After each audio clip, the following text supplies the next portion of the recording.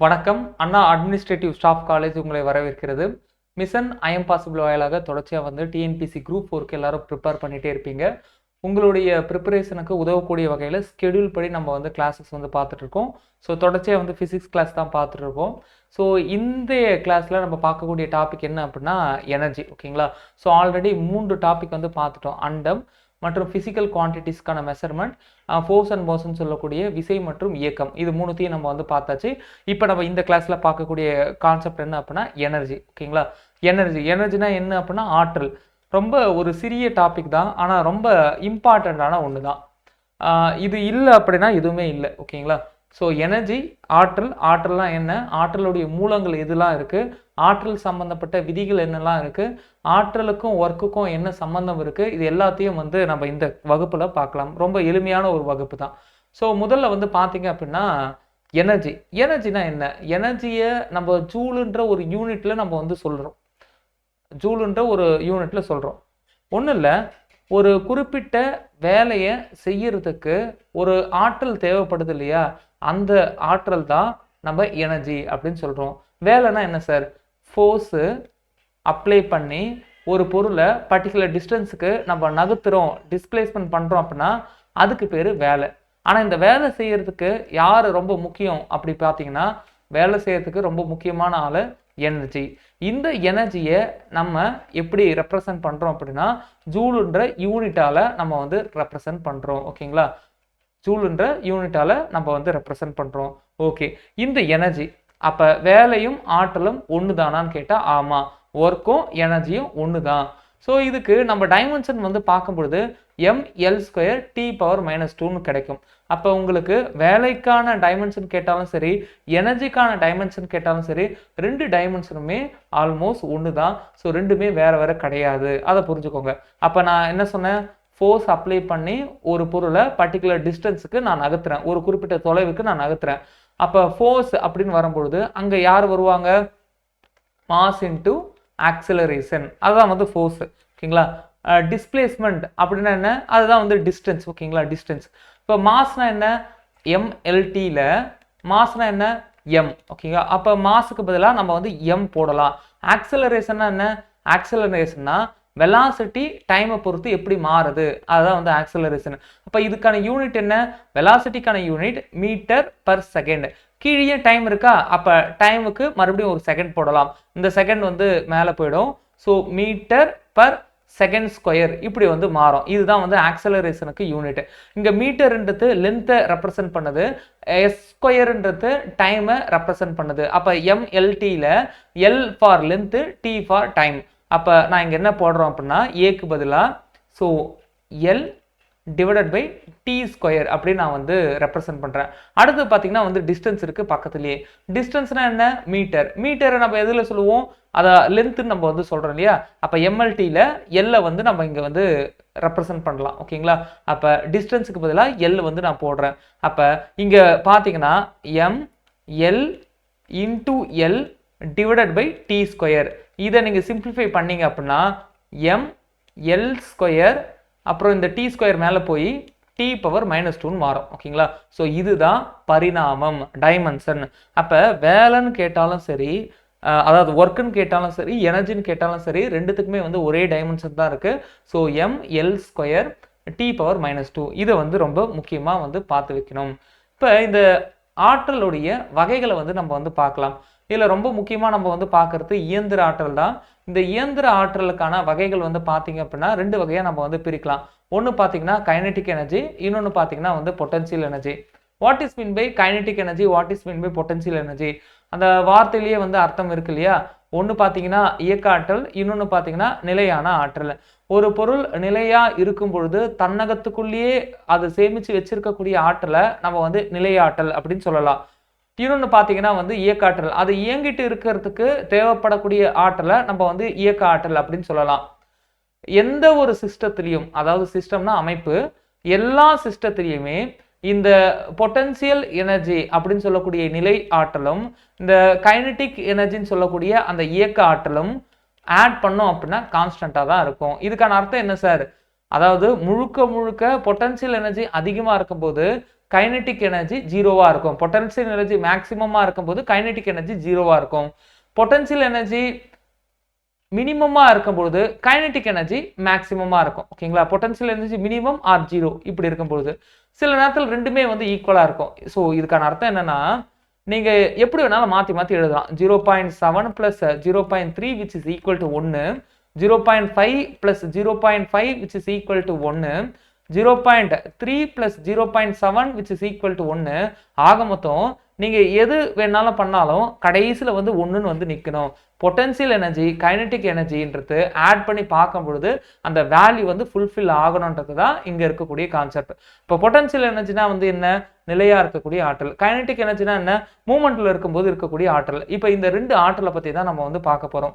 So இதுக்கான SI unit வந்து நம்ம வந்து பார்க்கணும். இந்த எஸ்ஐ யூனிட் தான் நம்ம வந்து ஜூல்னு நம்ம வந்து சொல்லிட்டோம். பட் இருந்தாலும் இந்த நியூட்டன் மீட்டர் இதை தான் வந்து என்னன்னு சொல்றாங்க?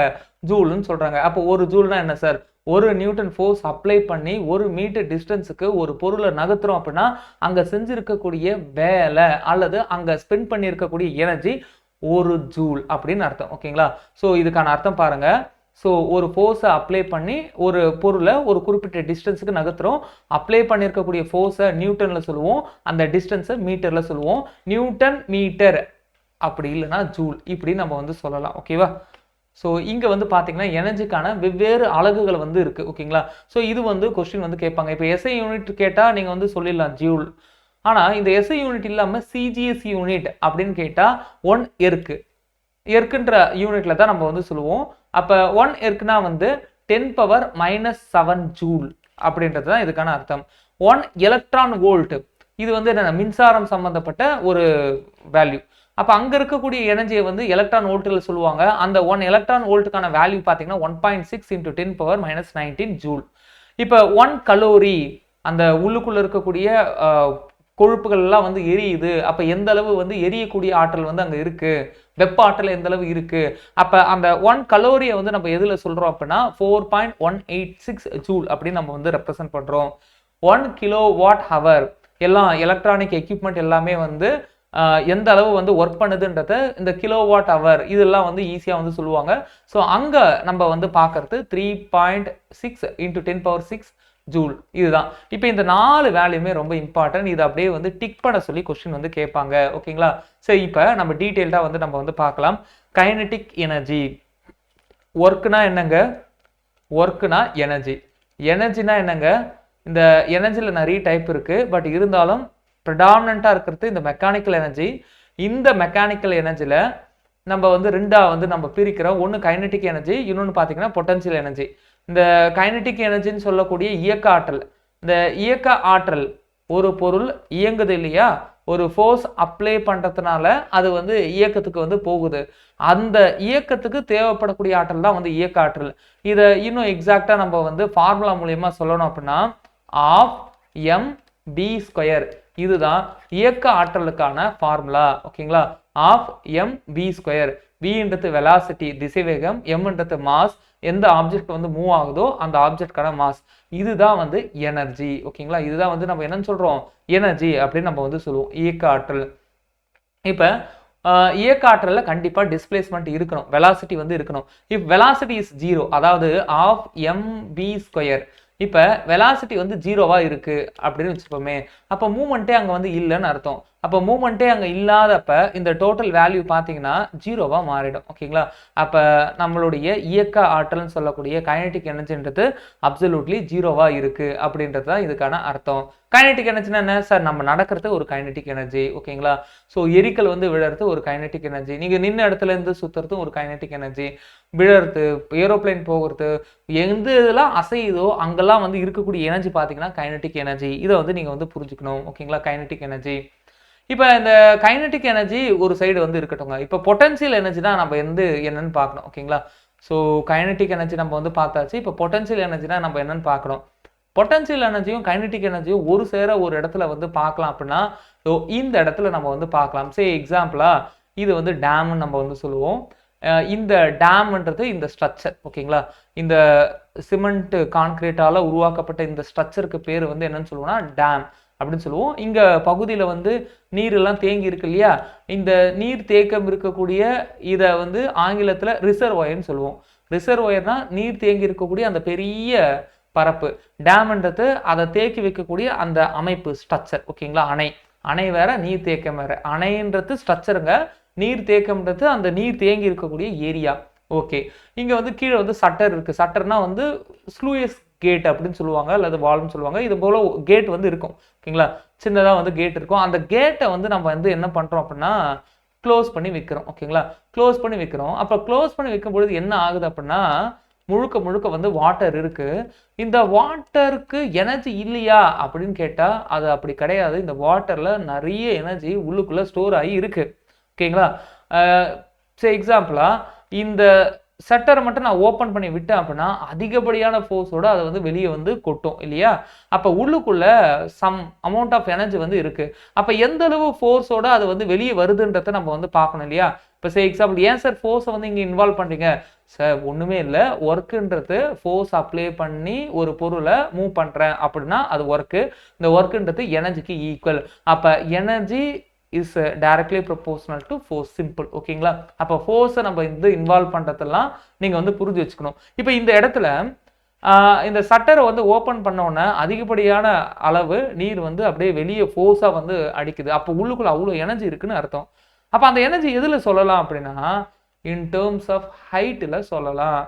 ஹைட்டில் சொல்லலாம். ஆமாம், எவ்வளோ ஹைட்டுக்கு அங்கே நீர் வந்து தேங்கி இருக்கோ அந்த அளவு உள்ளுக்குள்ள அமைதியான நிசப்தமான நிலையான பொட்டன்ஷியல் எனர்ஜி உள்ளுக்குள்ள இருக்குன்னு அர்த்தம்.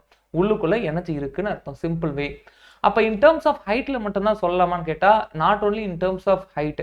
ஹைட் அதிகமாக இருந்தால் எனர்ஜி அதிகமாக இருக்கும். இந்த இடத்துல இன்னொரு இடம் இருக்கு. இன்னொரு இடம் என்ன சார்னு கேட்டிங்கன்னா ஒரு ஸ்ப்ரிங் இருக்குன்னு வச்சுப்போமே. ஸ்ப்ரிங் நீங்கள் வந்து பார்த்துருப்பீங்க. ஸ்ப்ரிங் இதுதான்.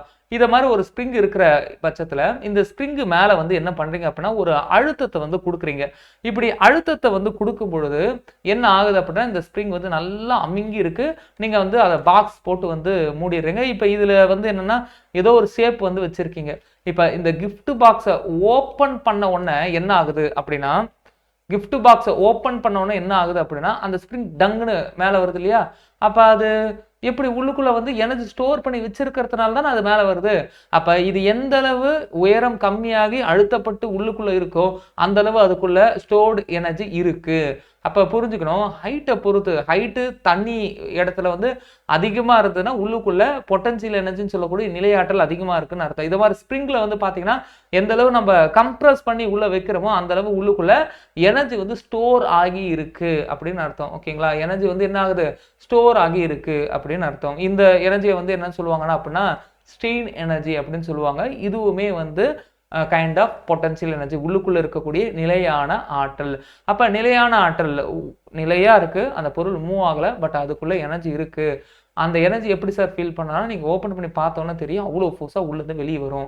இப்போ இது மூவ் ஆகுது இல்லையா, மூவ் ஆகும்போது ஆல் த பொட்டன்ஷியல் எனர்ஜி எல்லா நிலையாற்றலும் இப்போ என்னவா மாறிட்டே இருக்குன்னா கைனடிக் எனர்ஜியாக மாறிட்டே இருக்கு, இயக்க ஆற்றலாக மாறிட்டே இருக்கு.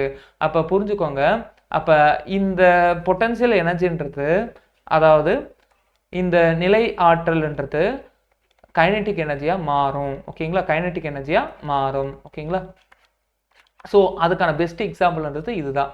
அப்போ உள்ளுக்குள்ளே இருக்கக்கூடிய அந்த நிலையாற்றல் இயக்காற்றலாக வந்து மாறுது சார். அப்போ இங்கே என்ன சார் நடக்குது, இது வந்து ஆற்றலுக்கு காரணமாக இருக்கக்கூடிய மீடியத்தின் அடிப்படையில் நம்ம வந்து சொல்லலாம்.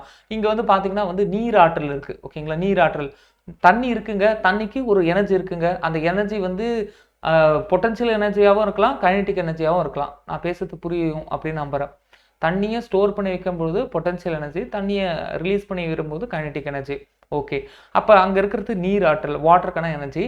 அந்த வாட்டர் ஒரு பர்டிகுலர் எனர்ஜியோட வெளியே வரும்பொழுது இங்கே இருக்கக்கூடிய இந்த டர்பைனை வந்து சுற்றுது. ஓகேங்களா, டர்பைனை வந்து சுற்றுது. அப்போ அந்த டர்பைனை சுற்றுறோம் இல்லையா, இதை மாதிரி டர்பைனை சுற்றுறது எல்லாமே வந்து மெக்கானிக்கல் எனர்ஜி அப்படின்னு நம்ம வந்து சொல்லுவோம். நம்ம போய் ஒரு இடத்த வந்து சுற்றுறதா இருக்கட்டும், ஒரு இடத்த க்ளீன் பண்ணுறதா இருக்கட்டும், இல்லை ஏதோ ஒரு ஒர்க்கெல்லாம் பண்ணுறோம் இல்லையா, இது எல்லாத்தையும் நம்ம வந்து மெக்கானிக்கல் எனர்ஜியில் வந்து நம்ம வந்து சேர்க்கலாம். இப்போ இந்த டர்பைன் வந்து சுற்றுது, ஆனா இந்த டர்பைன் சுத்துறதுக்கு யார் ரீசனா இருக்காங்க அப்படின்னா முழுக்க முழுக்க இந்த வாட்டர் தான். அப்ப இந்த வாட்டர் எனர்ஜின்றது என்ன எனர்ஜியா மாறுது அப்படின்னா மெக்கானிக்கல் எனர்ஜியா கன்வெர்ட் ஆகுது. இதுக்குள்ள பொட்டன்ஷியல் எனர்ஜி, கைனடிக் எனர்ஜி இதெல்லாம் இருக்கும்ல, அதெல்லாம் வந்து கொஞ்சம் ஒதுக்கி வைங்க. இந்த இப்போதைக்கு இருக்கக்கூடியது இந்த நீர் ஆற்றல்ன்றது எந்திர ஆற்றலா மாறுது. ஓகேங்களா? வாட்டர் எனர்ஜின்றது மெக்கானிக்கல் எனர்ஜியா மாறுது. Okay, right. இப்ப அடுத்தது என்ன ஆகுது அப்படின்னா, இந்த மெக்கானிக்கல் எனர்ஜி இருக்கு இல்லையா, இந்த மெக்கானிக்கல் எனர்ஜின்றது முழுக்க முழுக்க முழுக்க முழுக்க என்னவா மாறுது, எலக்ட்ரிக்கல் எனர்ஜியா வந்து மாறுது. அப்ப இதுல இருந்து ஒண்ணே ஒண்ணு மட்டும் இந்த இந்த ஒரு பிக்சர்லயே வந்து ஒரு விஷயம் 2 விஷயத்தை வந்து நம்மால வந்து தெளிவுபடுத்த சொல்ல முடியும். ஒரு டேம் நிசப்தமா இருக்கும் பொழுது அந்த தண்ணிக்குள்ள இருக்கிறது முழுக்க முழுக்க நிலையாற்றல், பொட்டன்ஷியல் எனர்ஜி. அதை ஓபன் பண்ணும் பொழுது பொட்டன்ஷியல் எனர்ஜி எல்லாமே கைனடிக் எனர்ஜியா வந்து மாறுது. இந்த டோட்டல் சிஸ்டத்துல எனர்ஜி வந்து கான்ஸ்டன்ட். ஓகே, அந்த தண்ணி வந்து கைனடிக் எனர்ஜியா மாறி வீணாயிடுச்சுன்னா பரவாயில்ல, அது வீணாகல. எனர்ஜி கான்ஸ்டன்ட் சொல்றேன் இல்லையா, அந்த வாட்டருக்கான எனர்ஜி ஸோ மெக்கானிக்கல் எனர்ஜியாக கன்வெர்ட் ஆகுது. அந்த மெக்கானிக்கல் எனர்ஜி எலக்ட்ரிக் எனர்ஜியாக வந்து கன்வெர்ட் ஆகுது. இதெல்லாம் எப்படி சார் நடக்கும், இதெல்லாம் எப்படி சாத்தியக்கூறு? மெக்கானிக்கல் எனர்ஜி எலக்ட்ரிக் எனர்ஜியாக வந்து மாறுறது உங்களுக்கே வந்து தெரியும். ஓகேங்களா? எப்படி தெரியும் அப்படின்னா, ஸ்டேபிளாக இருக்கக்கூடிய காந்தம் இருக்கு இல்லையா, மேக்னெட், அந்த மேக்னெட்டுக்குள்ள வந்து மேக்னெட்டிக் ஃபீல்டு வந்து இருக்கும். ஓகேங்களா? மேக்னெட்டிக் ஃபீல்டுனா என்னன்னா, நான் சென்ற வகுப்புலேயே வந்து நம்ம லைட்டாக பேசியிருப்போம், பட் இருந்தாலும் நான் சொல்லிடுறேன். ஃபீல்டுனா வந்து புலன் அப்படின்னு அர்த்தம். ஓகேங்களா? புலன் அப்படின்னு அர்த்தம். காந்த புலன், ஓகேவா, மின் புலன் அப்படின்னு சொல்லுவாங்க. So field. இப்போ மேக்னெட் இருக்கு, இந்த சைடு வந்து ஒரு பின் வந்து இருக்கு. இந்த பின்னுக்கும் மேக்னெட்டுக்கும் டிஸ்டன்ஸ் அதிகமாக இருக்குது அப்படின்னா இந்த பின்னை மேக்னெட் வந்து இழுக்காது. நான் இப்போ என்ன பண்ணுறேன்னா, பின்னை லைட்டாக கொஞ்சம் கொஞ்சமாக கிட்ட வரேன். ஏதோ ஒரு இடத்துல பின் வந்து லைட்டாக வந்து வைப்ரேட் ஆகுது, அது எனக்கு தெரியுது. கொஞ்சம் லைட்டாக மூவ் பண்ணுறேன், மூவ் பண்ண உடனே அது வைப்ரேட்லாம் ஆகலை, சட்டுன்னு போய் வந்து என்ன ஆகுது, அந்த மேக்னெட்டோட ஒட்டிக்குது. ஓகேங்களா? இது இந்த இடத்துல மட்டும் இல்லை, இந்த சரௌண்டிங் ஃபுல்லாகவே அந்த ஒரு குறிப்பிட்ட டிஸ்டன்ஸ் வர வரையும் அது அட்ராக்டே ஆகலை. அந்த டிஸ்டன்ஸ் வந்தோடனே வைப்ரேட் ஆகுது. அந்த டிஸ்டன்ஸை தாண்டி உள்ளே போனோடனே நம்ம ஹெல்ப்பே தேவையில்ல, பட்டுன்னு வந்து என்ன, அந்த மேக்னெட் அந்த இரும்பு சம்மந்தப்பட்ட பொருளை தனக்கு கீழே வந்து இழுத்துக்குது. அப்போ இந்த மேக்னெட்டை சுற்றி ஒரு விசை இருக்கு இல்லையா, அந்த விசைக்கு பேர் மேக்னெட்டிக் ஃபோர்ஸ், காந்த விசை. அப்ப இந்த காந்த விசை இந்த இடத்துல தான் இருக்கு. அங்க காந்த விசை இருக்குன்றத நான் ரெப்ரசன்ட் பண்ணணும் இல்லையா, குறிக்கணும் இல்லையா. அப்ப லைனை வச்சு நான் குறிக்கிறேன். அந்த லைனுக்கு பேரு காந்த விசை கோடுகள், magnetic force of line, magnetic force of line. ஓகேவா? So magnetic force of line, what is mean by magnetic force of line? அங்க மேக்னெட் இருக்கு, அந்த மேக்னெட்னால ஒரு ஃபோர்ஸ் உருவாகுது. அந்த ஃபோர்ஸை கண்ணுக்கு தெரியல அப்படின்றதுக்காக அங்கே ஃபோர்ஸ் இல்லைன்னு அர்த்தம் இல்லை, இது நான் கான்டாக்ட் ஃபோர்ஸு. அந்த ஃபோர்ஸை ரெப்ரசன்ட் பண்ணுறதுக்காக நான் ஒரு லைன் வரைகிறேன், அதனால் அது மேக்னெட்டிக் ஃபோர்ஸ் ஆஃப் லைன். அதாவது காந்த விசை கோடுகள், அங்கே விசை இருக்குது, விசை கண்ணுக்கு தெரியல, அதனால் அங்கே கோடு போட்டு அங்கே விசை இருக்குன்னு நான் சொல்கிறேன். சரி, அந்த விசைக்கு காரணம் யார்? காந்தம். அதனால் காந்த விசை கோடுகள். அந்த காந்த விசை கோடுகள் எது வரையும் இருக்கோ அந்த இடத்துக்கு பேர் பவுண்டரி. அந்த கிரவுண்ட், கிரிக்கெட் கிரவுண்ட் மாதிரி இப்போ இருக்கு பாருங்க. ஓகேவா? தட் மீன்ஸ் காந்த புலன். அப்படின்னா என்ன? Magnetic field. இப்போ நான் சொல்கிறேன், 2 மேக்னெட் இருக்குன்னா கண்டிப்பாக ஃபீல்டு இருக்கா? ஃபீல்டு இருக்குது. இப்போ இதுக்கு நடுவில் ஒரு கடத்தி, ஒரு கண்டக்டர் வந்து ரொட்டேட் ஆகுது. அப்போ ரொட்டேட் ஆகுது அப்படின்னா த ரூல் இஸ், ஒரு மேக்னெட்டிக் ஃபீல்டுக்குள்ள ஒரு கண்டக்டர் ரொட்டேட் ஆகும் பொழுது கண்டிப்பாக எலக்ட்ரிக் கரண்ட் பாஸ் ஆகும், எலக்ட்ரிக் கரண்ட்டை உருவாக்க முடியும். த சேம் பிரின்சிபல் தான் இங்கேயும் இருக்குது. அப்போ இதை ரொட்டேட் பண்ணுறது எது சார்? அதை ரொட்டேட் பண்ணுறதுக்கு தான் தண்ணி தேவை. அப்போ வாட்டர் வருது, அங்கே இருக்கக்கூடிய சாஃப்டை ரொட்டேட் பண்ணுது. அப்போ ரொட்டேட் பண்ணுது, rotations is a mechanical energy, எந்திர ஆற்றல். அந்த எந்திர ஆற்றல் ரொட்டேட் ஆகுதுயா, ரொட்டேட் ஆக ஆக ஆக ஆக அந்த ஃபீல்டுக்கு நடுவில் இருக்கக்கூடிய அந்த கடத்தியும் ரொட்டேட் ஆகுது, சுற்றுது. அப்போ சுற்றும் பொழுது என்ன ஆகுது அப்படின்னா எந்திர ஆற்றல் மின்னாற்றலாக மாறுகிறது. நீராற்றல் எந்திர ஆற்றலாகவும், எந்திர ஆற்றல் மின்னாற்றலாகவும் மாறுகிறது. எப்படி வேணாலும் நீங்கள் வந்து வச்சுக்கலாம். ஓகேங்களா? உண்மைதானே? இப்போ ஒரு டார்ச் லைட் வந்து இருக்குங்க. டார்ச் லைட்டில் என்னங்க நடக்குது? டார்ச் லைட்டில் ஒன்றுமே இல்லை, பேட்ரி வந்து இருக்குது. அப்போ பேட்ரிக்குள்ளே எலக்ட்ரிசிட்டி வந்து இருக்குது. ஓகேங்களா? அப்போ அந்த எலக்ட்ரிக் எனர்ஜி தான் வந்து அங்கே இருக்குது. அந்த எலக்ட்ரிக் எனர்ஜி முழுக்க முழுக்க எடுத்தோடனே எலக்ட்ரிக் எனர்ஜியா இருக்கான்னு கேட்டா இல்ல. நம்ம வந்து பேட்டரியா உள்ள வச்சிருக்கோம் இல்லையா? அப்ப அங்க கெமிக்கல் ரியாக்ஷன்ஸ் வந்து நடக்கணும். பாசிட்டிவ், நெகட்டிவ் சார்ஜ் கன்வர்ஷன் வந்து நடக்கணும். அப்ப அந்த கெமிக்கல் ரியாக்ஷன்ஸ் ஃபர்ஸ்ட் நடக்குது. கெமிக்கல் ரியாக்ஷனுக்கு அப்புறமா அங்க எலக்ட்ரிக்கல் எனர்ஜி வந்து ஃபார்ம் ஆகுது. அந்த எலக்ட்ரிக்கல் எனர்ஜிய கடைசியா வந்து என்ன பண்றோம்? லைட் எனர்ஜியா மாத்தி நமக்கு வந்து லைட் கிடைக்குது. அப்ப நம்ம பார்க்குற ஒவ்வொரு பொருளும் டைரக்ட்டா ஒரு எனர்ஜியா கிடைக்கல. ஒரு எனர்ஜில இருந்து இன்னொரு எனர்ஜிக்கு மாறிட்டே இருக்குன்றத புரிஞ்சுக்கோங்க. இந்த எனர்ஜி அழிக்கவே முடியாது. அதுதான் வந்து இதுல இருக்கக்கூடிய ஒரு இடம். ஓகேங்களா? சரி, நம்ம போக போக இது எல்லாத்தையும் பத்தி பார்க்கலாம். இப்போதைக்கு நம்ம பேக் டு ஃபார்ம் வருவோம். இப்போ உங்களுக்கு கைனடிக் எனர்ஜினா என்னன்னு உங்களுக்கு தெளிவா புரிஞ்சிருக்கும் நம்புறேன். கைனடிக் எனர்ஜிக்கான ஃபார்முலா ஆஃப் mv². ஓகேங்களா? கைனடிக் எனர்ஜிக்கான ஃபார்முலா என்னன்னா ஆஃப் mv². இதே போல இது எல்லாமே வந்து கைனடிக் எனர்ஜி. இன்னொன்னு, சென்ற வகுப்புல ஒரு விசை ஒரு சிறிய நேரத்துல செலுத்தப்படுது அப்படின்னா அதுக்கு பேர் என்னன்னு கேட்டேன். இம்பல்ஸ் அப்படின்னு சொல்லிட்டு நிறைய பேர் வந்து ஆன்சர் பண்ணியிருந்தீங்க. வெரி குட்மா. இம்பல்ஸ், கணத்தாக்கு. என்னது? கணத்தாக்கு. இம்பல்ஸ்னா வந்து என்னன்னா கணத்தாக்குன்னு அர்த்தம். Very good. இப்போ வந்து பார்க்கலாம். இப்போ பொட்டன்ஷியல் எனர்ஜியை பற்றி நம்ம வந்து பார்க்கணும். பொட்டன்ஷியல் எனர்ஜியில் ஒரே ஒரு ஃபார்முலா தான் வந்து இருக்கு. அந்த ஃபார்முலா என்னன்றதை நான் சொல்றேன். நிலையாற்றல், பொருள் வந்து நிலையா இருக்கு இல்லையா, அதை தான் நம்ம வந்து நிலையாற்றல் சொல்லலாம். சார், நிலையாற்றலுக்கு best example this is a பட்டாசு. ஓகேங்களா? இது வந்து என்ன? டைனமைட், ஒரு வெடி. இந்த வெடியில அதுக்குள்ள எனர்ஜி இருக்கு, அது அமைதியா இருக்கு, அவ்வளவுதான். உள்ளுக்குள்ள எனர்ஜி ஸ்டோர் ஆகி வச்சிருக்காங்க, வெடி மருந்து வச்சிருக்காங்க இல்லையா, is a kind of potential energy. வத்தி பெட்டி இருக்க, அதுவும் வந்து ஒரு kind of potential energy. Battery இருக்கா, பொட்டன்ஷியல் எனர்ஜி. அதுக்கப்புறம் என்ன சார் ஆகும்? இந்த பொட்டன்ஷியல் எனர்ஜி கைனடிக் எனர்ஜியா மாறும். அந்த அந்த ரியாக்ஷன்ஸ் கெமிக்கல் ரியாக்ஷன்ஸாக இருக்கலாம். ஓகேவா? அது கெமிக்கல் ரியாக்ஷனாக இருக்கலாம். எல்லாத்துலேயும் கெமிக்கல் ரியாக்ஷன்ஸ் இருக்கணும்னு அவசியம் இல்லை. இப்போ இந்த வில் இருக்கு இல்லையா, வளைச்சி வச்சிருக்கேன். அப்போ இங்கே வந்து என்ன? பொட்டன்ஷியல் எனர்ஜி ஸ்டோர் ஆகிருக்கு. இப்போ நான் அதை இழுத்து விடும்பொழுது அது வந்து என்ன? கைனடிக் எனர்ஜியாக வந்து மாறுது. அங்கே வந்து என்ன? எந்திர ஆற்றல். இப்போ இங்கே வந்து பார்த்தீங்கன்னா வந்து ஸ்ப்ரிங்கு, நான் சொன்னேன் இல்லையா, அந்த கிஃப்ட்லாம் கொடுக்கும்போது அதை ஓப்பன் பண்ணணும், உள்ளுக்குள்ளே இருந்து பாம்போ இல்லை பஞ்சிங் இதுவோ வர்றது இல்லையா, அது எல்லாமே is a kind of potential energy. ஆமாம், இந்த பொட்டன்ஷியல் எனர்ஜி உள்ளுக்குள்ளே நான் வந்து ஸ்டோர் பண்ணி வச்சுருக்கேன். ஒன்றும் இல்லைம்மா, இங்கே ஒரு பொருள் இருக்குது, கீழே விழுது. இதை விட ஹைட்டில் ஒரு பொருள் இருக்குது, கீழே விழுது. யாருடைய ஒர்க்கு பெருசாக இருக்குது அப்படின்னு பார்த்தீங்கன்னா, ஒர்க்னா என்ன? Force into distance. இங்கே ஃபோர்ஸாக எது இருக்க போகுது? கிராவிட்டி.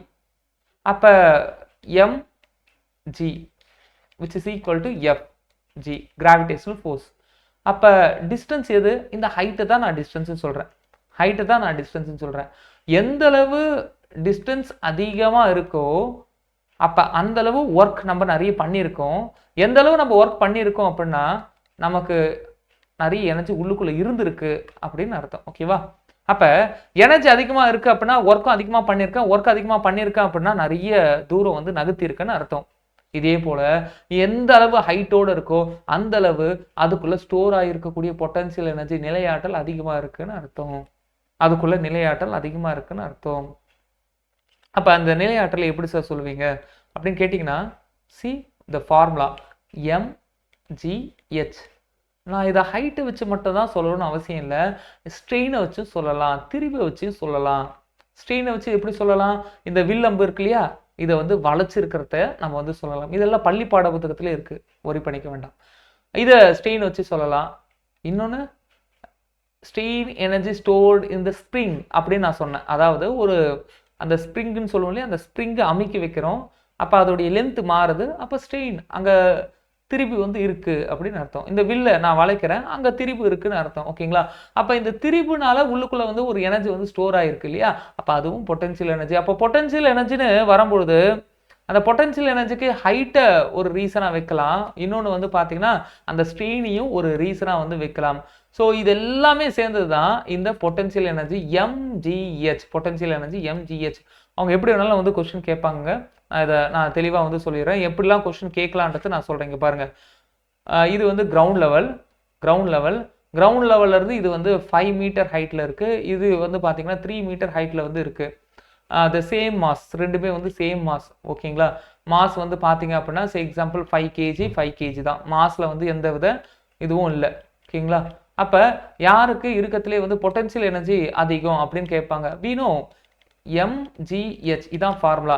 mgனா ஃபோர்ஸுங்க, hனா இஸ் லைக் டிஸ்பிளேஸ்மெண்ட் போல, எவ்வளோ டிஸ்டன்ஸ் கீழே விழ போறாங்க அது போல. இது எங்க இருந்து பார்க்கணும் அப்படின்னா ஃப்ரம் த பாட்டம்ல இருந்து தான் பார்க்கணும். கிரவுண்ட் லெவல்ல இருந்து எவ்வளோ ஹைட் வந்து நான் தூக்கி அந்த பொருளை வந்து பிளேஸ் பண்ணி வச்சிருக்கேன், இதுதான் நம்ம பார்க்கணும். இப்போ எம்மும் வந்து 5 விட்டுருங்க. ஓகேங்களா? இந்த first case 5 9.81 gravitational constant into height வந்து பார்த்தீங்கன்னா 5. ரெண்டாவது கேஸ் பார்த்தீங்கன்னா 5 9.81 கிராவிடேஷன், தென் ஹைட் வந்து பார்த்தீங்கன்னா 3. அப்போ இதுலேருந்தே தெரியுது யாருக்கு எனர்ஜி அதிகமாக இருக்குன்னா 5 மீட்டர் ஹைட்டில் இருக்கிறவங்களுக்கு தான் எனர்ஜி வந்து என்ன அதிகமாக இருக்குது. சிம்பிள் கால்குலேஷனோட கேட்கறதுக்கு பாசிபிலிட்டி இருக்குது. இப்போ நம்ம பேசின எல்லாத்தையும் வந்து கொடுத்து வச்சிருக்காங்க. இந்த எலக்ட்ரான் வோல்ட்டுன்னு சொன்னீங்களே சார், அது என்ன? இந்த எலக்ட்ரோஸ்டாட்டிக் ஃபோர்ஸ். ஓகேங்களா? இந்த இடத்துலையுமே வந்து நம்ம வந்து பார்க்கணும், அங்கேயும் வந்து சம் பொட்டன்ஷியல் எனர்ஜி வந்து இருக்கு. இதை வந்து நம்ம வோல்ட்டுன்ற மாதிரி நம்ம வந்து சொல்லுவோம். அதுக்கான அர்த்தம் என்னன்னா, இப்போ எக்ஸாம்பிள் ஒரு ஆட்டம்குள்ள வந்து ஃப்ரீ எலக்ட்ரான் வந்து இருக்கும் சார். அணுக்கு வெளியே உங்களுக்கு பேசிக்கான கெமிஸ்ட்ரி தெரியும். இதுதான் வந்து அணுவுடைய உட்கரு, இது அணுவுடைய வெளியே இருக்கக்கூடிய ஆற்றல் வட்டங்கள், ஆர்பிட் அப்படின்னு நம்ம வந்து சொல்லுவோம். அதுக்குள்ள ஆர்பிட்டால்ஸ் வந்து இருக்கும், SPDF அப்படின்னு சொல்லிட்டு 4 வகையான ஆர்பிட்டால்கள் வந்து இருக்கும். சரி, ஓகே. எலக்ட்ரான் வந்து சுற்றிக்கிட்டே இருக்கும். ஓகேங்களா? இதுக்குன்னு வந்து என்ன, ஒவ்வொரு ஆர்பிட்லையும் எவ்வளோ எலக்ட்ரான் வந்து இருக்குன்னு சொல்லிட்டு தனி ஃபார்முலா இருக்குது. 2 8 அப்படின்னு சொல்லிட்டு நம்ம வந்து ஃபில் பண்ணிகிட்டே போவோம். இதெல்லாம் நீங்கள் கெமிஸ்ட்ரியில் வந்து பார்ப்பீங்க. ஓகே, ஒரு சைடு இருக்கட்டும். இல்லை, இந்த ஆர்பிட்டில் கடைசியாக ஒரு ஆர்பிட் இருக்கும் இல்லையா, அதுதான் வந்து என்னென்னா அவுட்டர் மோஸ்ட் ஆர்பிட். இந்த அவுட்டர் மோஸ்ட் ஆர்பிட்டுக்கும் உள்ளே இருக்கக்கூடிய நியூக்ளியஸுக்கும் உட்கருக்கும் இடையில டிஸ்டன்ஸ் அதிகமாக இருக்கிறதுனால அந்த விசைன்றது கரெக்டாக வந்து இருக்காது. ஈர்ப்பு விசைன்றது கரெக்டாக இருக்காது. ஈர்ப்பு விசை ரொம்ப கம்மியாக இருக்கும். அப்போ இந்த எலக்ட்ரான் வந்து கொஞ்சம் என்ன ஆகலாம் அப்படின்னா ஃப்ரீ எலக்ட்ரானாக மாறலாம். இன்கேஸ் இந்த ஆர்பிட்டுக்கான ஸ்டேபிள் கண்டிஷன் சாட்டிஸ்ஃபைட் ஆகலைனா. ஓகேங்களா? ஸ்டேபிள் கண்டிஷன் சாட்டிஸ்ஃபைட் ஆகலைனா அது என்ன சார் ஸ்டேபிள் கண்டிஷன்ஸ்? அதுக்கு தான் வந்து 2n² அந்த ஃபார்முலா வந்து இருக்குது. நீங்கள் செக் பண்ணி பார்த்தீங்கனாலே வந்து உங்களுக்கு வந்து தெரியும். இந்த என்னன்னா வந்து எத்தனாவது ஆர்பிட் அப்படின்னு வந்து நம்ம வந்து சப்ஸ்டியூட் பண்ணுற மாதிரி வந்து இருக்கும்.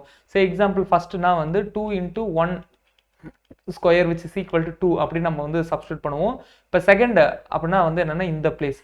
ரெண்டாவது ஆர்பிட்னா 2 2² 2 2s are 4 4 × 2 8 8 எலக்ட்ரான் இருக்கிற அளவு கெப்பாசிட்டி இருக்கு.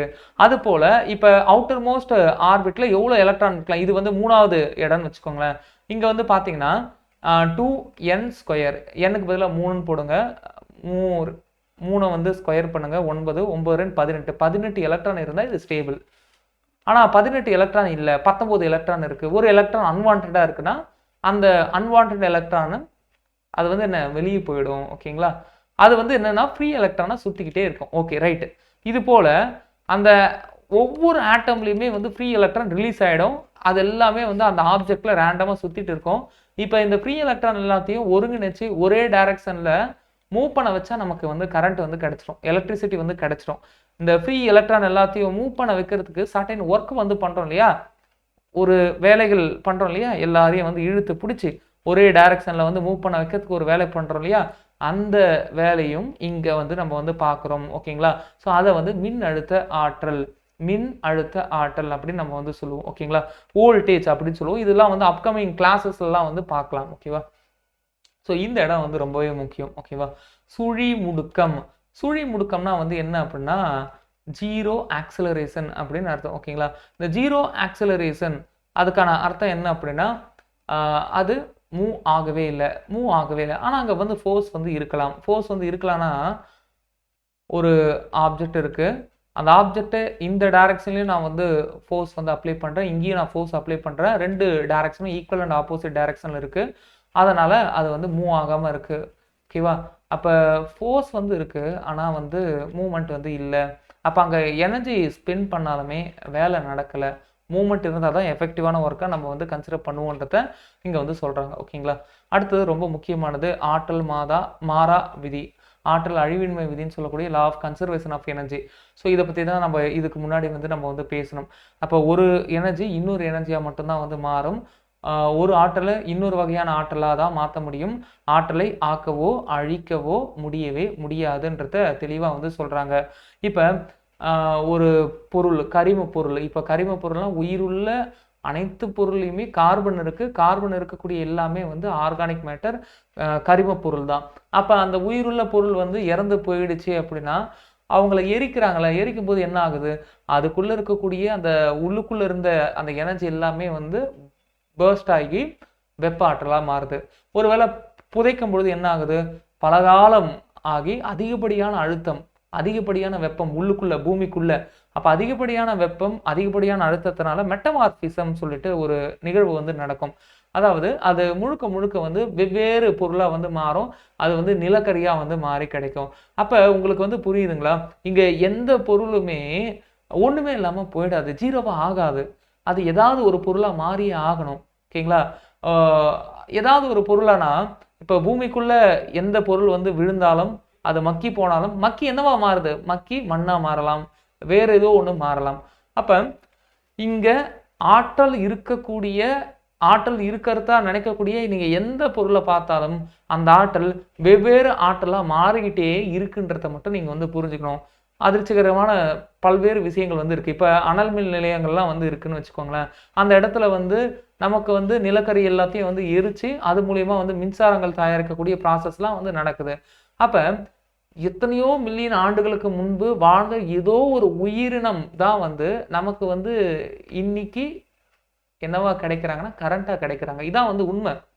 எத்தனையோ மில்லியன் ஆண்டுகளுக்கு முன்பு வாழ்ந்து மடிந்த சில மக்கிய பொருட்கள் எல்லாமே வந்து நிலக்கரியா மாறி அதை வந்து பேர்ன் பண்றதுனால தான் நமக்கு வந்து இன்னைக்கு வந்து என்ன லைட் எல்லாம் கிடைக்குது. ஒருவேளை நம்மளுடைய மின்சாரம் வந்து என்ன நிலக்கரியை எரிச்சு உருவாக்கக்கூடிய ஒரு மின்சாரமா இருக்கிற பட்சத்துல, ஓகேங்களா? அப்ப நம்ம வந்து பார்க்கும் பொழுது ஒவ்வொரு பொருளுமே இந்த உலகத்துல பார்க்குற அத்தனையுமே ஆற்றல் தான். ஆனா அந்த ஆற்றல் நம்ம பார்க்குற வடிவத்துல தான் அது எப்பவுமே இருக்கும்னு சொல்ல முடியாது. அந்த வடிவம் மாறிக்கிட்டே இருக்கும். ஓகேங்களா? இதுதான் ஆற்றல் அழிவின்மை விதி, law of conservation of energy அப்படின்னு நம்ம வந்து சொல்லுவாங்க. இதே போல நிறைய கன்சர்வேஷன் லாஸ் வந்து இருக்கு, மாறா விதி.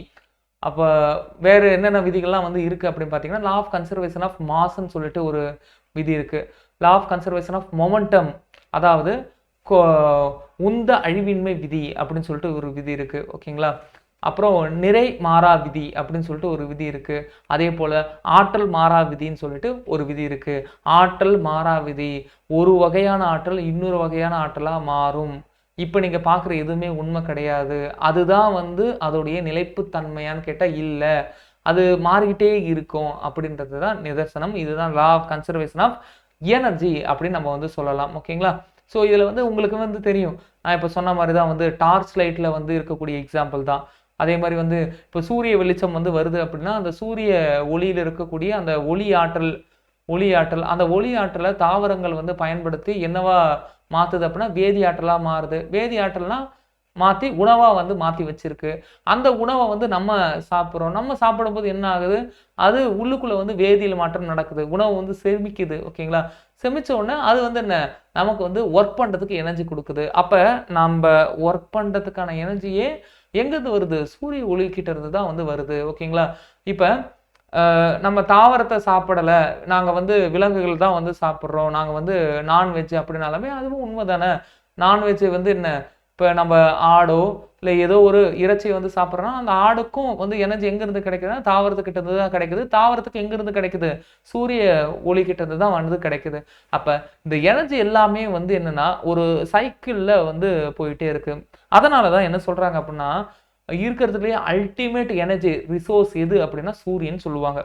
மிகப்பெரிய பேரு ஆற்றல், அந்த ஆற்றலுடைய மூலம் யார் அப்படின்னா சூரியன் தான். சூரியன் கிட்ட தான் வந்து அவ்வளோ எனர்ஜி வந்து என்ன ரிசர்வ்ல வந்து இருக்கு இப்போ. ஓகேங்களா? ஸோ இப்போ வந்து நீங்க வந்து பார்க்கலாம், இந்த இடம் வந்து ரொம்பவே முக்கியம். ஓகேங்களா? இந்த இடம் வந்து எதை சொல்ல வருது அப்படின்னா, ஒரு வகையான ஆற்றல் இன்னொரு வகையான ஆற்றலா மாறும். ஓகேவா? அது வந்து வெப்ப ஆற்றல் ஒளி ஆற்றலா மாறத்தா இருக்கட்டும், இல்லை மின் ஆற்றல் மின்காந்த ஆற்றலாக மாறதா இருக்கட்டும், இதெல்லாம் வந்து ஒரு சைடு இருந்தாலும் இந்த கைனடிக் எனர்ஜி பொட்டன்ஷியல் எனர்ஜியா மாறும், இல்ல பொட்டன்ஷியல் எனர்ஜி கைனடிக் எனர்ஜியா மாறும். ஆக மொத்தம் இது ரெண்டுத்தையும் ஆட் பண்ணா ஒன்று தான் வரும். ஓகேங்களா? வெவ்வேறு ஸ்டேஜ் நம்ம எடுத்தாலும் 0.7 plus 0.3 which is equal to 1, 0.1 plus 0.9 which is equal to 1, 0.2 plus 0.8 which is equal to 1, 0.3 plus 0.7 which is equal to 1, 0.4 plus 0.6. ஒன்று இன்னொன்னா மாறிட்டே இருக்கு. இதான் இதுக்கான அர்த்தம். ஒன்று இன்னொன்னா மாறிட்டே இருக்கு. ஆக மொத்தம் அந்த டோட்டல் சிஸ்டத்தில் the total energy which is equal to 1. அதுக்கு தான் வந்து என்ன இந்த டயக்ராம் வந்து கொடுத்துருக்காங்க. இங்கே பார்த்தீங்கன்னா ஒரு குறிப்பிட்ட ஹைட்டில் வந்து வச்சுருக்காங்க ஒரு பொருளை. அப்போ அந்த ஹைட்டில் இருக்கிற வரையும் அதுக்கு என்ன எனர்ஜி இருக்குது அப்படின்னா பொட்டன்ஷியல் எனர்ஜி தான் இருக்குது, நிலையாற்றல் தான் இருக்குது, கைனடிக் எனர்ஜி 0. அப்போ அந்த டோட்டல் எனர்ஜியை வந்து யார் அப்படின்னா பொட்டன்ஷியல் எனர்ஜி. ஓகேவா? Potential energy. அடுத்து வந்து பார்த்தீங்க அப்படின்னா அது மூவ் ஆகுது. அப்படி அது மூவ் ஆகிறதுனால இப்போ பொட்டன்ஷியல் எனர்ஜி குறைஞ்சிடுச்சு. ஏன் குறைஞ்சது? அந்த பொட்டன்ஷியல் எனர்ஜி குறைஞ்சி தான் கைனடிக் எனர்ஜியாக மாறி இருக்கு, மூவ் ஆயிடுச்சு இல்லையா? அப்போ அது ஒரு குறிப்பிட்ட வேலையை செஞ்சிருச்சு. ஓகேங்களா? அப்போ இது வரையும் இருக்கிறதுனால நல்லா புரிஞ்சுக்கோங்க, எம்ஜிஹெச்னா ஹெச்ன்ற ஹைட்டு வரையும் ஃபால் ஆகிறதுக்கு எனர்ஜி உள்ளுக்குள்ள ஸ்டோர் ஆகி இருக்குன்னு அர்த்தம். இப்போ இருந்தது, அந்த எச் வந்து குறைஞ்சிச்சு. இப்போ அப்பனா என்ன? எச் குறைஞ்சிச்சுன்னா எனர்ஜி குறைஞ்சிச்சு. அந்த குறைஞ்ச எனர்ஜி என்னவா மாறி இருக்கு? இயக்க ஆற்றலா மாறி இருக்கு. அதனால தான் இங்க சொல்றாங்க, இப்ப பொட்டன்ஷியல் எனர்ஜி 0 ஆகல, கைனடிக் எனர்ஜி 0 ஆகல, பொட்டன்ஷியல் எனர்ஜில பாதி தான் வந்து கைனடிக் எனர்ஜியா கன்வெர்ட் ஆயிடுச்சு. ஆக மொத்தம் இங்க டோட்டல் எனர்ஜின்றது பொட்டன்ஷியல் பிளஸ் கைனடிக் எனர்ஜி ரெண்டுமே வந்து இருக்கு அப்படின்றத சொல்றாங்க. இப்ப கடைசியில் கீழே வந்து விழும்பொழுது மொத்த பொட்டன்ஷியல் எனர்ஜியும் காலியாகி எல்லாமே வந்து என்ன கைனடிக் எனர்ஜியா மாறிடுச்சு. அவ்வளவுதான், சிம்பிள்.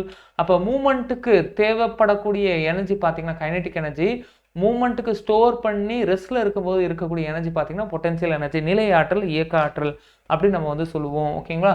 இதுதான் வந்து சொல்றாங்க எம்ஜிஹெச் கேஇ. இது எல்லாத்தையும் வந்து நீங்க ஆட் பண்ணும்போது ஒரு கான்ஸ்டன்டான ஒரு வேல்யூ தான் எப்பவுமே வந்து கிடைக்கும். சரி, ஓகே, இது இருக்கட்டும். அப்போ எனர்ஜி ஆற்றல் இருந்தால் தான் வந்து வேலை செய்ய முடியும். அந்த வேலையை எவ்வளோ நேரம் செய்கிறாங்க அப்படின்னு பார்க்குறது தான் வந்து பவர். ஒரு குறிப்பிட்ட வேலையை ரொம்ப கம்மியான காலத்தில் செஞ்சு முடிக்கிறாங்க அப்படின்னா அவங்களுக்கு பவர் வந்து அதிகமாக இருக்குது. இதான் வந்து இதுக்கான அர்த்தம். அப்போ திறன், பவர்னா வந்து என்னன்னு சொல்கிறாங்கன்னா திறன் சொல்கிறாங்க. இங்கே நம்ம வந்து பார்க்குறது வேலை பை நேரம். ஒரு குறிப்பிட்ட வேலையை ஒரு குறிப்பிட்ட நேரத்துக்குள்ள நம்ம வந்து முடிக்கிறோம் அப்படின்னா அதை தான் நம்ம வந்து என்னன்னு சொல்றோம்? திறன் அப்படின்னு நம்ம வந்து சொல்றோம். யாருக்கு இருக்கிறதுல திறன் அதிகம்? யங்ஸ்டருக்கு திறன் அதிகம். எவ்வளோ கம்மியான நேரத்தில் அந்த ஒர்க்கை வந்து முடிக்கிறாங்க அப்படின்றது. இந்த சராசரி பவர், ஆவரேஜான பவர். ஓகேங்களா? டோட்டலாக பீரியாடிக்கலாக நடந்த அந்த ஒர்க்கு டிவைடட் பை எல்லாம் பீரியட்ஸு நம்ம வந்து ஆட் பண்ணோம் அப்படின்னா அப்போ கிடைக்கிறது தான் டோட்டல் டைம் டேக்கன். ஓகேங்களா? அப்போ ஆவரேஜ் பவர். ஸோ இது ஒன்றுமே புரியலன்னா ஒன்றும் இல்லை, ஒரு நாள் ஃபுல்லாக வந்து வேலை பார்க்குறாங்க, பிரேக் விட்டு விட்டு வேலை பார்க்குறாங்க இல்லையா?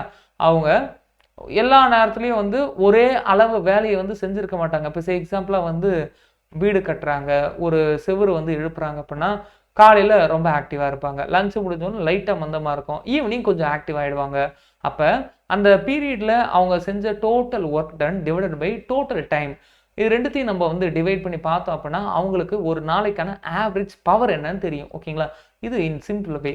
நீங்கள் இதை எதோட வேணாலும் நீங்கள் வந்து கம்பேர் பண்ணி பார்க்கலாம். அடுத்து பார்த்தீங்கன்னா உடனடி திறன். நான் என்ன பார்க்குறேன் அப்படின்னா அந்த நேரத்தில் சாப்பிட்டு முடிச்ச உடனே அந்த நேரத்தில் அவருடைய திறன் வந்து என்ன, பவர் வந்து என்ன அப்படி நான் வந்து டெஸ்ட் பண்ணி பார்க்குறேன். அப்படி டெஸ்ட் பண்ணி பார்க்கும்பொழுது அந்த பவர் வந்து கம்மியாக இருக்குது. இப்போ மார்னிங் அந்த நேரத்தில் அந்த இன்ஸ்டன்ட்டில் அவருடைய பவர் என்னன்னு நான் பார்க்குறேன். அப்போ பவர் வந்து அதிகமாக இருக்குது. அப்போ அந்த ஒரு குறிப்பிட்ட நேரத்தில் எவ்வளோ பவரோடு வந்து இருக்காங்க அப்படின்னு பார்க்குறது தான் இன்ஸ்டன்டேனியஸ் பவர் அப்படின்னு நம்ம வந்து சொல்கிறோம். இந்த பவருக்குன்னு சொல்லிட்டு யூனிட் வந்து இருக்குங்க. இந்த பவருக்கான யூனிட் எதுனா வாட். இதை வந்து அப்படியே டிக் பண்ணிட்டு வந்தால் போதும். ஓகேங்களா? பவருக்கான யூனிட் எது அப்படின்னு பார்த்தீங்கன்னா வாட்டு. ஸோ இந்த பவருக்கான டைமென்ஷன்ஸ் நீங்கள் வந்து பார்த்துருக்கீங்க இல்லையா? இந்த ஒர்க்குக்கான டைமென்ஷன்ஸ் நான் ஆல்ரெடி சொல்லிட்டேன். So m(L²) T⁻⁻².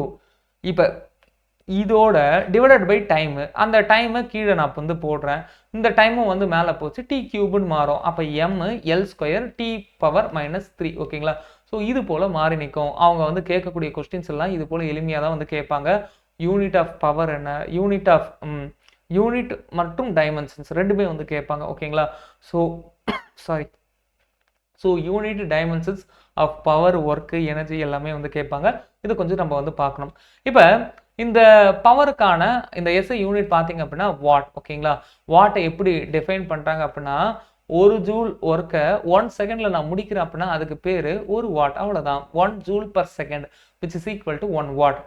ஒரு ஜூல் ஒர்க் இருக்கு இல்லைங்களா, அதாவது ஒரு நியூட்டன் ஃபோர்ஸ் அப்ளை பண்ணி இல்லைனா ஒரு நியூட்டன் ஃபோர்ஸ் அப்ளை ஆகி 1 மீட்டர் டிஸ்டன்ஸுக்கு நான் நகர்த்துறேன். ஓகேங்களா? இது ஒரு செகண்டுக்குள்ளே நடக்குது அப்படின்னா அது ஒரு வாட் அப்படின்னு சொல்லலாம். நான் பேசுறது புரியுது இல்லைங்களா? So 1 newton of force apply ஆகி 1 மீட்டர் டிஸ்டன்ஸ் வந்து நகரக்கூடிய இந்த எல்லா வேலைகளும் ஒரு செகண்டுக்குள்ளே நடக்குதுன்னா அதை வந்து 1 வாட் அப்படின்னு நம்ம வந்து சொல்லலாம். இப்போ இதை வந்து பெரிய பெரிய ஒர்க்குக்கெலாம் நம்ம வந்து எப்படி சொல்லலாம் அப்படின்னா kilowatt, megawatt, gigawatt அப்படின்னு நம்ம வந்து சொல்லலாம். ஓகேங்களா? 10⁻3, 10⁻6, மெகாவாட்னா 10⁻6, ஜிகாவாட்னா 10⁻9 வாட். ஓகேங்களா? கிலோ வாட்னா 10⁻3 வாட்ஸ். ஓகேங்களா? இது வந்து நம்ம முதல் வகுப்புலேயே வந்து நம்ம வந்து பார்த்துருக்கோம். இந்த பவர்ஸை வச்சு அதுக்கு என்ன நேம் இருக்குது, மைக்ரோனா என்ன, மில்லினா என்ன, அது போல் இந்த பவரை வச்சு நேம் வந்து இருக்குது. ஓகேங்களா? 10⁻3னா வந்து கிலோ, 10⁻6னா வந்து மெகா, 10⁻9னா வந்து ஜிகான்றத மைண்டில் வச்சுக்கோங்க. இப்போ இங்கே வந்து பார்க்கணும் ஒரு குதிரை திறன். ஒரு குதிரை திறன் வணிக ரீதியாக வந்து சொல்லுவாங்க. இது வந்து பழைய பண்பாடு தான், பட் இருந்தாலுமே 1 ஹார்ஸ் பவர் அப்படின்றத சொல்லுவாங்க. What is mean by 1 horse power அப்படின்னா இது வந்து 746 வாட்டை தான் வந்து என்ன பண்ணுறாங்க அப்படின்னா ஒரு குதிரை திறன் சொல்கிறாங்க. இது மோட்டார்கள் எல்லாத்துக்குமே வந்து இருக்கக்கூடிய ஒன்று தான். இப்போ அடுத்தது 100 வாட் பல்பு. ஓகேங்களா? ஒரு வினாடியில் 100 ஜூல் மின் ஆற்றலை தருது அப்படின்ற ஒரு சினாரியை வந்து வச்சுக்கோங்க. அப்போ 100 வாட் 100 வாட். இப்போ இது ஒரு மணி நேரத்துக்கு எந்த அளவு வந்து ஒர்க் பண்ணுது அப்படின்றத நம்ம வந்து பார்க்குறோம். ஓகேங்களா? அப்படி வந்து நம்ம வந்து பார்க்கும் பொழுது 1 kilo watt hours. What is mean by 1 kilo watt hours அப்படின்றத நம்ம வந்து கொஞ்சம் டிஃபைன் பண்ணி பார்க்கணும். 1 கிலோ வாட் ஹவர்ஸை எப்படிலாம் நம்ம வந்து மாற்றி எழுதலாம் அப்படின்னா கிலோவுக்கு 10⁻3 வாட்ஸ் அப்படின்னு கொண்டு வரலாம். அப்போ இது வந்து 1000 வாட்ஸு. செகண்ட்ஸுக்கு நம்ம மாற்றணும் ஹவர்ஸை, அதனால் 3600 நம்ம வந்து நம்ம மல்டிப்ளை பண்ணணும். அதாவது ஒரு மணி நேரத்துக்கு 60 நிமிடம், ஒரு நிமிடத்துக்கு 60 வினாடி. ஸோ இது எல்லாத்தையும் பேஸ் பண்ணி நம்ம 3600 அப்படி நம்ம வந்து போடணும். ஓகேங்களா? அப்போ இந்த ஒரு யூனிட் பார்த்தீங்கன்னா 3600 இன்ட்டு 10⁻3. இதை நீங்கள் சிம்பிளிஃபை பண்ணீங்க அப்படின்னா ஒரு கிலோ வாட் ஹவர்ன்றது 3.6 இன்ட்டு 10⁻6 ஜூல். இந்த அளவு எனர்ஜி வந்து அங்கே வந்து இருக்குது. இதுதான் வந்து என்ன ஒரு கிலோ வாட் அவர். ஒரு கிலோ வாட் அவர். ஒரு கிலோ வாட் ஹவர்னா என்னன்னா 1000 வாட்ஸ். அதை தான் ஒரு கிலோ வாட் அப்படின்னு நம்ம வந்து சொல்லுவோம். 1000 வாட்ஸ் இருக்கக்கூடிய ஒரு எலக்ட்ரிக் பல்போ இல்லை எனி எக்யூப்மெண்ட், 1000 வாட்ஸ் இருக்கக்கூடிய எனி எக்யூப்மெண்ட் 1 ஹவர் ஒர்க் பண்ணுச்சு அப்படின்னா அதுக்கான எனர்ஜி தான் 3.6 இன்ட்டு 10⁻6 அப்படின்னு சொல்லலாம். ஓகேங்களா? ஸோ இந்த ஒரு விஷயமும் வந்து கொஸ்டினாக வந்து கேட்கறதுக்கு பாசிபிலிட்டி இருக்குது. ஓகேங்களா? இதை தாண்டி வேற என்ன கொஸ்டின் கேட்பாங்கன்னா இந்த ஆற்றல் இருக்கு இல்லையா, இந்த ஆற்றலில் மரபுசார் ஆற்றல் என்ன, மரபுசார் ஆற்றல் என்ன, அதை பேஸ் பண்ணி டைரெக்டாக வந்து கொஸ்டின் வந்து கேட்பாங்க. அது என்ன சார் மரபுசார் மரபுசாரா அப்படின்னா காலங்காலமாக எந்த எனர்ஜியை வந்து நம்ம வந்து யூஸ் பண்ணுறோம். ஓகேங்களா? மரபுசார் கன்வென்ஷனலாக நம்ம யூஸ் பண்ணக்கூடிய எனர்ஜி. இப்போ புதுசாக வந்து யூஸ் பண்ணக்கூடிய எனர்ஜி என்ன, காலங்காலமாக என்ன எனர்ஜி யூஸ் பண்ணுறோன்னா இந்த ஹைட்ரோ பவர். ஹைட்ரோ பவர்னால் வந்து என்னென்னா தண்ணியை வச்சு எலக்ட்ரிசிட்டியை உருவாக்கக்கூடிய அந்த ஒரு விஷயத்தை வந்து காலங்காலமாக நம்ம வந்து யூஸ் பண்ணுறோம் ஒன்று. ரெண்டாவது வந்து நம்ம வந்து பார்த்திங்க அப்படின்னா இந்த அனல் மின் நிலையங்கள்லாம் வந்து காலங்காலமாக வந்து யூஸ் பண்ணுறாங்க.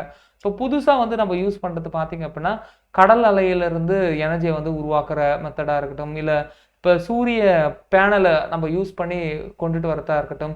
அப்போ இதெல்லாம் வந்து புதுசாக நம்ம வந்து யூஸ் பண்ணக்கூடிய ஒரு மெத்தட். ஓகேங்களா? அப்போ மரபுசார் மரபுசாரா, கன்வென்ஷனல் நான் கன்வென்ஷனல். பட் இந்த வார்த்தையோட இன்னொரு வார்த்தையும் சேர்த்து பாருங்க, புதுப்பிக்கக்கூடிய மற்றும் புதுப்பிக்க இயலாத ஆற்றல் வளங்கள். புதுப்பிக்கக்கூடியனா என்ன சார், இப்போ தண்ணி மூலியமா நமக்கு வந்து எனர்ஜி கிடைக்குது அப்படின்னா அது புதுப்பிக்கக்கூடிய ஒரு ஆற்றல் மூலம்தான். அதே போல் வந்து இங்கே நம்ம வந்து பார்க்கும் பொழுது சூரிய வெளிச்சம் மூலியமா நமக்கு வந்து மின்சாரம் வந்து கிடைக்குது அப்படின்னா அது புதுப்பிக்கக்கூடிய, ஓகேங்களா, ரினியூவபிள் எனர்ஜி அப்படின்னு நம்ம வந்து சொல்லலாம். அப்போ கன்வென்ஷனல் நான் கன்வென்ஷனல், ரினியூவபிள் அப்புறம் புதுப்பிக்க இயலாத நான் ரினியூவபிள். இந்த 4 கேட்டகரிக்கான எனர்ஜி சோர்ஸை வந்து டைப் பண்ணுங்க. ஒரு விஷயம். இது வந்து இப்போ ஹோம்ஒர்க். 2வது வந்து பார்த்தீங்கன்னா, இப்போ சூரிய பயன்பாட்டு மூலியமா தயாரிக்கக்கூடிய மின்சாரத்துக்கு நிறைய வரவேற்பு வந்து இருக்கு. அதுக்கான காரணம் என்ன? சுற்றுச்சூழல் பாதிப்பு வந்து இல்ல. அதுதான் வந்து பெரிய ரீசன். இப்போ இந்த சூரிய ஒளி மூலியமா தயாரிக்கக்கூடிய மின்சாரத்துல இந்தியாவிலேயே அதிகப்படியான மின்சாரம் எங்க தயாரிக்கிறாங்க? எந்த இடத்துல அதிகப்படியான பரப்பளவுல இந்த சூரிய ஒளிக்கான சோலார் பேனல் பதிக்கப்பட்டிருக்கு? அதையும் சர்ச் பண்ணி டைப் பண்ணுங்க. 3வதா ஒரு கொஸ்டின். என்ன கொஸ்டின் அப்படின்னா, இந்த சோலார் பேனல் இருக்கு இல்லையா? இந்த சோலார் பேனலை நம்ம இன்ஸ்டால் பண்ணணும். குடிமகன் வந்து நம்ம வீட்டில் வந்து பயன்படுத்தணும் அப்படின்னா அதுக்கு மானியம்லாம் கொடுத்து ஊக்குவிக்கிறாங்க இல்லையா? அந்த ஸ்கீமுக்கான நேம் என்ன? இதையும் வந்து டைப் பண்ணுங்க. ஓகேங்களா? ஸோ இந்த கான்செப்டை பொறுத்தவரையும், இந்த கிளாஸை பொறுத்தவரையும் எனர்ஜி முழுக்க முழுக்க எனர்ஜி. அதில் பொட்டன்ஷியல் எனர்ஜி, கைனடிக் எனர்ஜி, ஆற்றல் அழிவின்மை விதை. ஸோ இது தவிர்த்து இல்லாமல் புதுப்பிக்க இயலாத ஆற்றல் வளங்கள், அந்த 2 ஃபார்முலா, அதாவது ஆஃப் mv² mgh. இதுதான் வந்து குரூப் 4 ஸ்டாண்டர்டுக்கு கொஸ்டின் ஏரியா. ஓகேங்களா? அது மட்டும் இல்லாமல் இந்த குதிரைவாட் திறனுடைய அந்த வேல்யூவாக இருக்கட்டும். ஓகேங்களா? அப்புறம் 1 கிலோவாட்டுக்கு எத்தனை ஜூல், இதையும் தாண்டி வந்து யூனிட் ப்ளஸ் டைமென்ஷன்ஸ், இது எல்லாமே தான் வந்து கொஸ்டினாக கேட்கறதுக்கு பாசிபிலிட்டி இருக்குது. ஓகேங்களா? ஸோ கண்டினியூஸாக வந்து ப்ரிப்பேர் பண்ணிகிட்டே இருங்க. All the best. தேங்க்யூ.